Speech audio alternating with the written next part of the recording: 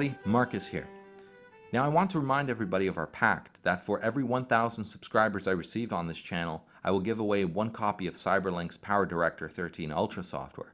So please consider liking this video, sharing it, subscribing, or even just listening to the very end.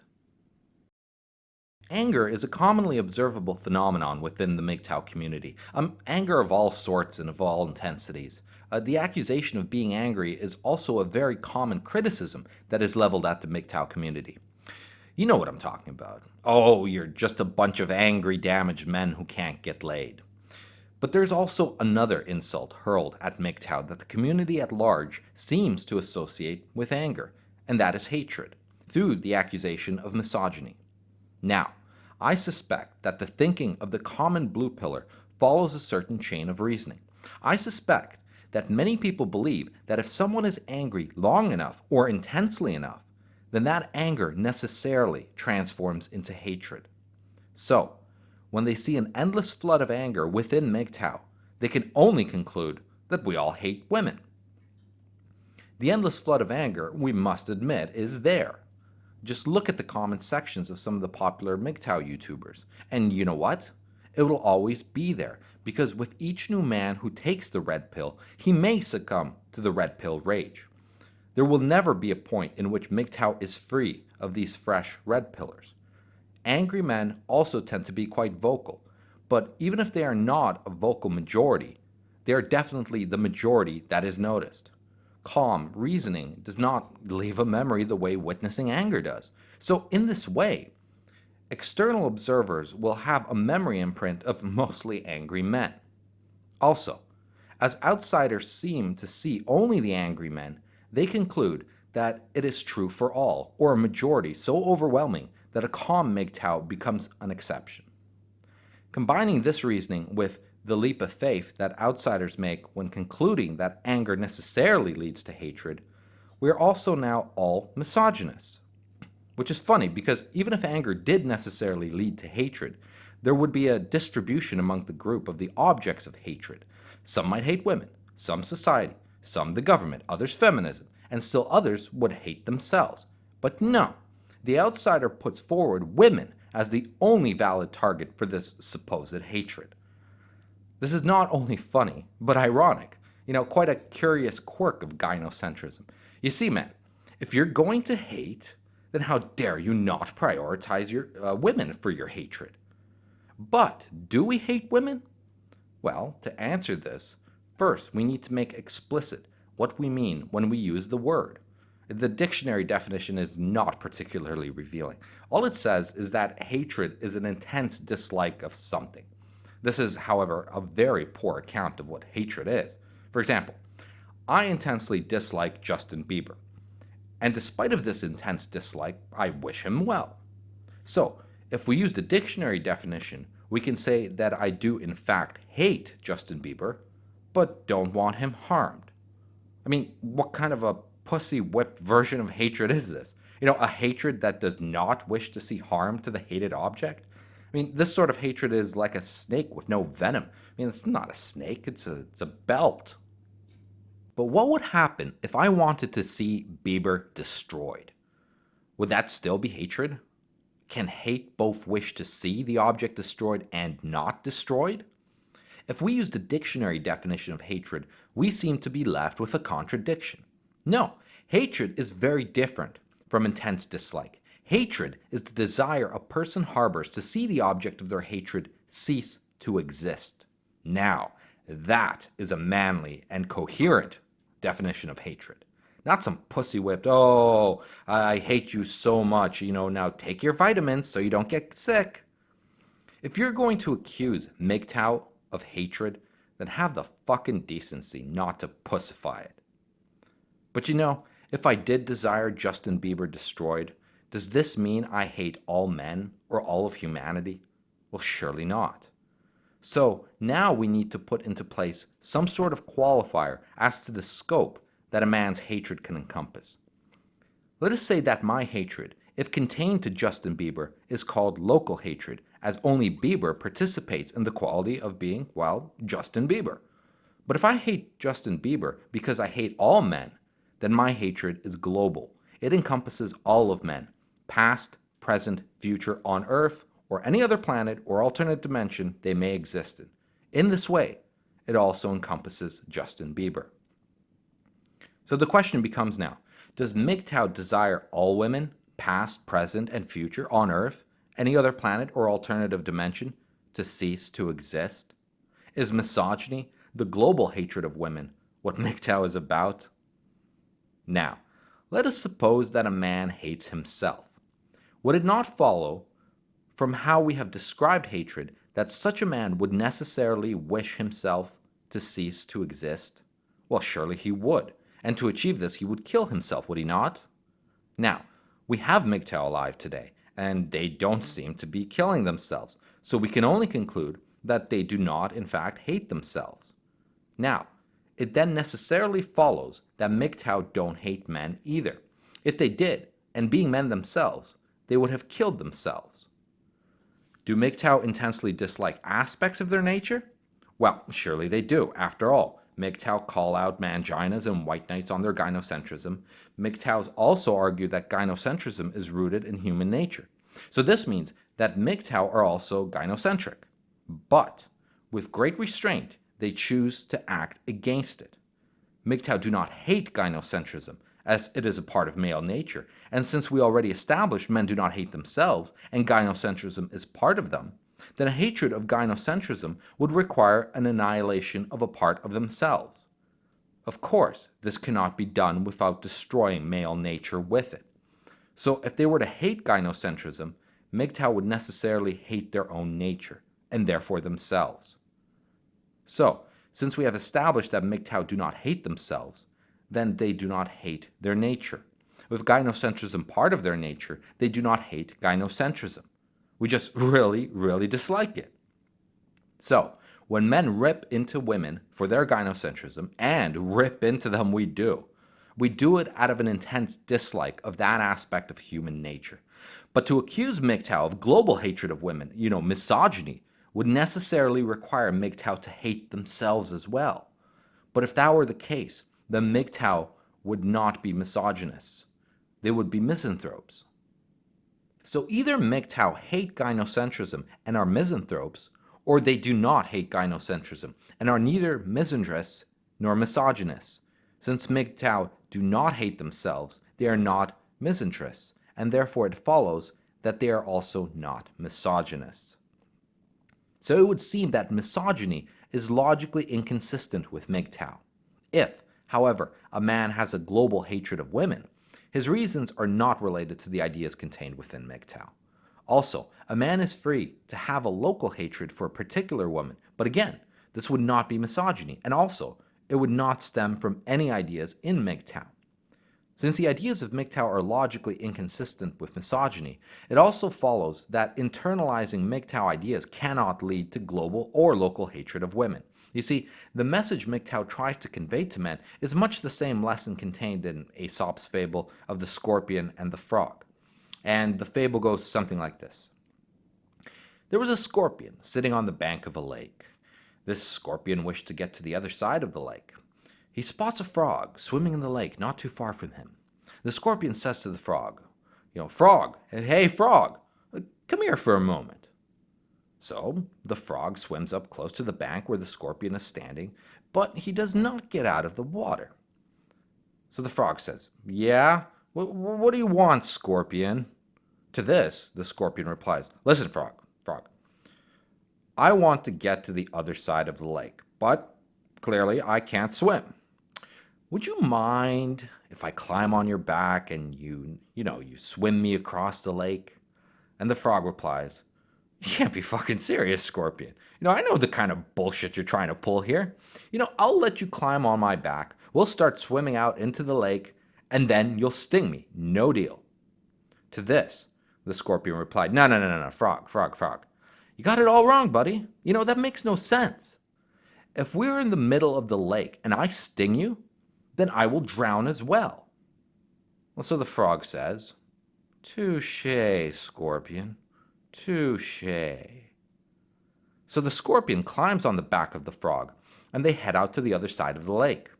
In the middle of the lake, however, The frog all of a sudden feels the scorpion's sting and starts to lose feeling in his body.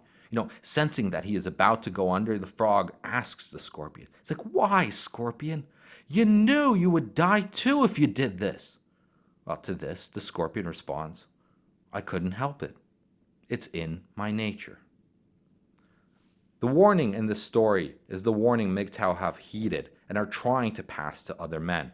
You see, if the frog in the story was a MGTOW frog, he would, first of all, ask what was in it for him for carrying that deadweight scorpion on his back. Then realizing that, in fact, there's nothing to gain but personal risk, he would have told the scorpion that as a strong and independent scorpion, he could just walk around the damn lake to get to the other side.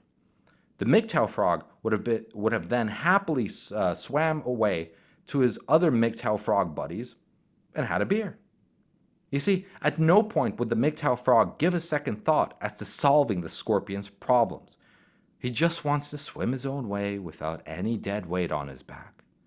It's the blue pill frog that is told where to swim by the scorpion, with dead weight on his blue pill frog back, and his reward?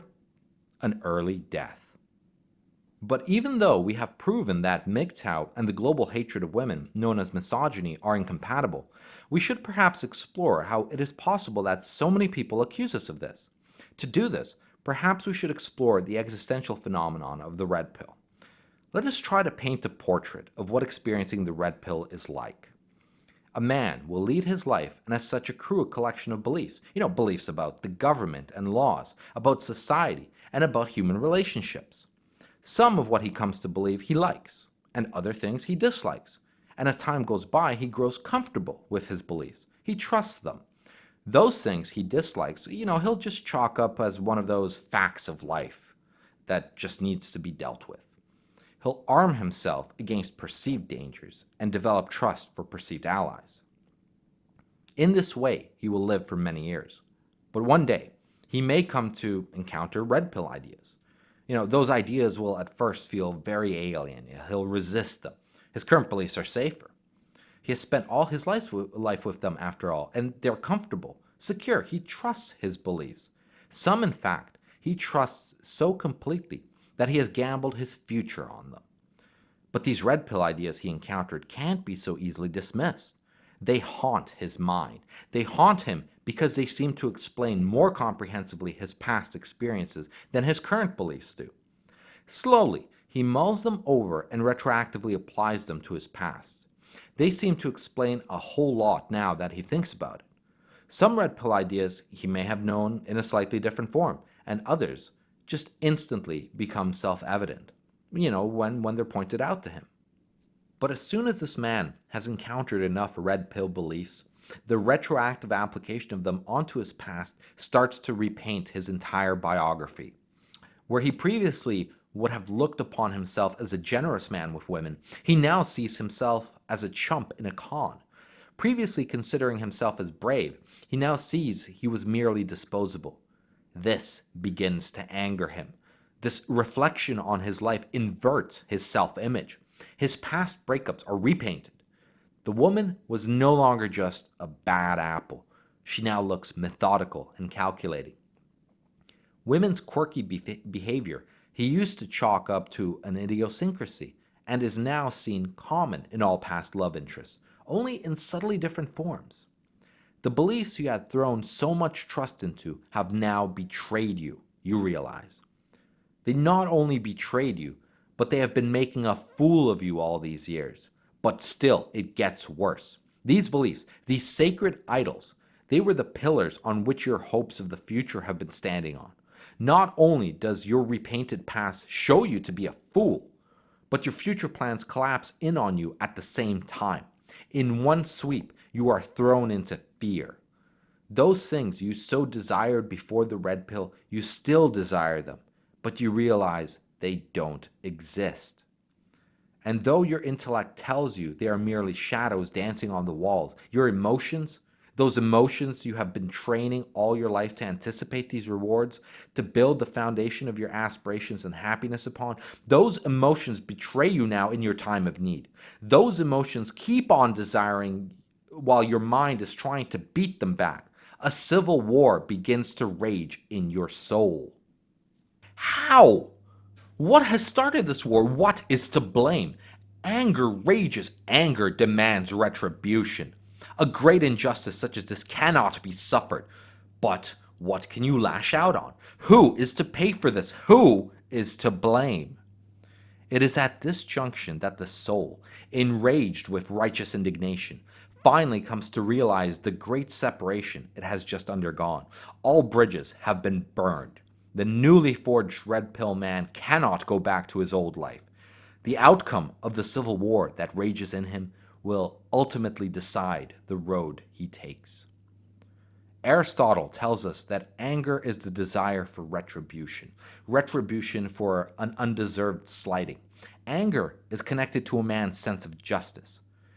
He goes as far as to say that there's something wrong with a man who does not get angry at slights against him.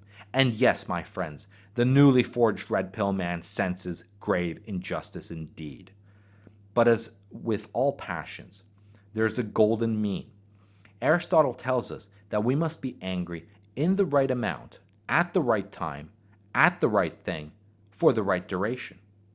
Just as with courage, where one extreme is cowardice and the other reckless abandonment, so too with anger we must apply our virtues of temperance and prudence.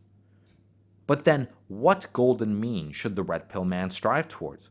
What is the right amount? What is the right time? What is the right thing? And what is the right duration? Before we can answer this, we should find out how the civil war of the enraged red pill man comes to an end.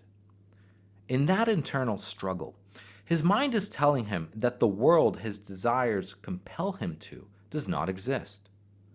But his desires still compel him, and doubly so as now there's an urgency to overcome the mind. But what happens to the man who chooses women as that which is to blame? His rage seeks retribution, but his target is nebulous, for it is not a woman who has slighted him, but womankind who has slighted him. He burns for a long time as his mind continues searching for an outlet to extract his retribution, but does not find one overtly. So, he takes his revenge in secret. His resentment grows week in and week out, and in its ineptitude to revenge itself, he comes to think, I am good. I have done nothing wrong. And if women are the opposite of me, they surely must be evil. And with this inversion, he descends into hatred in secret. But his revenge, this hatred, it cannot sustain itself on its own. For when it begins to fizzle and he no longer remembers why he hates, his soul is thrown back into that civil war to rekindle it. For as long as he sees women as his target, he will continue to live this life of bad conscience, this life of inner contradiction. His desire for women can never be resolved against his belief that the woman he wants cannot exist. He becomes the misogynist. He will hate and rage for as long as he lays blame at the feet of women. He has put too much trust in women. He howls to himself, but all I want is an average girl, nothing unrealistic. But there, too, he has held too much trust and has been unrealistic in his expectations. For he also wanted her to love as a man loves, to be loyal as a man is loyal, to be just as a man is just. And so in this way, with these expectations shattered, what is left in woman becomes abominable. But this is only one possible outcome of this civil war. A different man may, while repainting his past and present with the brush of his new red pill knowledge, he might find a woman who he cannot account for. Perhaps it's his mother or sister, grandmother, or someone he knows. This woman is not like that. So his mind labors to make the exception fit. For if there is one who is not like that, then surely there may be more. And if there is one, then it cannot be women who are to be blamed. This man chooses society to blame, whether the laws, social norms, or a political ideology. In this man, the struggle between his red pill knowledge and his desire for women does come to a resolution. His desire for women overcomes his red pill knowledge, but he cannot quite go back to his blue pill beliefs. He believes that most, but not all women are like that. But it is society that created the ones that are like that. He becomes an MRA. His revenge is his overt action against those parts of society he believes are to blame. Some choose feminism, some choose Marxism, the left, the right, laws, or any mixture of these things. The MRA appeases his desire for women by reassuring himself that he can find a woman who is not like that, if only he looks hard enough. So his blue pill dreams are rekindled, though in need of refining. He will protect himself, but he will not seek a completely new future. His anger, now avenged with righteous fury upon society, is calmed. He neither hates nor is angry. Finally, a man who, like the MRA, found exceptions among women, took his time looking at those exceptions. He was nuanced in his contemplation of red pill ideas and how they would manifest themselves. And after much evaluation, he found those exceptional women not to be exceptional at all, only variations on a theme. Where the MRA saw his mother stay with his father through thick and thin, this third man saw that same woman only stay with the husband because she had no other options. In this third man, the Civil War too comes to a close. His reason wins out and conquers his desire for women. He does not, however, blame women. He, much like Aesop's fable taught us, asserts that it is nature, that human nature is to blame. He blames the male-female dynamic, gynocentrism, hypergamy, and so on. As he cannot revenge himself overtly on this nature, he, like the misogynist, revenges himself in secret. He opts out of this dynamic. He becomes MGTOW. He looks for a new future, a new way, a way that does not put him in conflict with this nature, his own way. Now revenged, his anger too subsides. The MGTOW man neither hates nor is angry. So as we have seen the three resolutions to this civil war, so too we have seen three different men emerge. First, the misogynist, a man of pure passion, bestial in nature, lacking nuance, lacking the ability to abstract. He deals only in what is immediate to him, and as such chose his target as something tangible, banal, obvious, and superficial. His life will be the worst and the lowest, full of hate and misery fueled by a war in his very soul. The MRA, more refined than the misogynist, he has some control of his passions, his thinking, elevated from the mere primal. He is a man of activity who finds his purpose in the politics of life. He sees himself part of the larger societal system and finds honor and status, perhaps even power, as the forces that compel him. His life takes place in a higher plane of understanding than the misogynist. He cannot be satiated by, the mere pleasures of the passions. His life will be better than that of the misogynist, more intelligible, less fearful, more in his power to shape. The MGTOW man, on the other hand, sees distinction and nuance where the other two do not. He is not immune to his passions, but uses them as tools, subservient to his reason. He thinks deeply, vigorously, yet cautiously. Though not immune to error, he's never settled. He's not satiated merely to know how he fits in with the world. No, he needs to know how all things fit in with each other in the world. Some are not even satiated with that and will need to know how everything in reality fits in with everything else in reality. He abstracts higher than the MRA. He must, as the answers he seeks are higher still. The MGTOW man will lead the best life, for it will be of his own forging. Like the MRA, who will not be merely pulled by his passions, so too the MGTOW man will not be merely pulled by societal forces. If honor, status, money, or the pleasures of the flesh has a place in a MGTOW man's life, they will always be secondary considerations. So, as we have seen the Civil War resolve in three different ways, all leading to three different lives, so too we can now see that each life was the result of getting close to the golden mean of anger. The man who was ruled by his passions chose the worst target. The second did better, but only insofar as he was able to abstract away from his passions.